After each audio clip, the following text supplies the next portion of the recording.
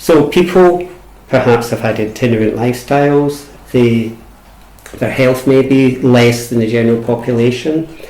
Lots of people have less money because they couldn't get jobs. They were ostracised out of jobs. I knew a queer person who got sacked when they found out they were queer and they worked in the stables.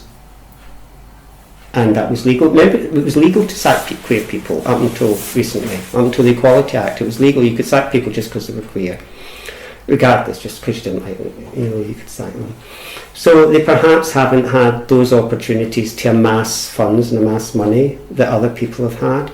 And that there are lots of people who luckily went away to university, and you find that within universities the queer population tends to be higher than the general public because it's a means of escape. But we're not all educationally great, and some of us couldn't go to school. I was more or less driven out of school by the bullies, so for the last 2 years of my schooling I was very rarely there, sort of stuff. So the idea of studying and sitting exams when if you don't get your O-levels and A-levels, you can't go to university. You've got to find other ways. And if you're on your own, you've got to find a job, any job, that pays anything. It's got to be something you can walk into.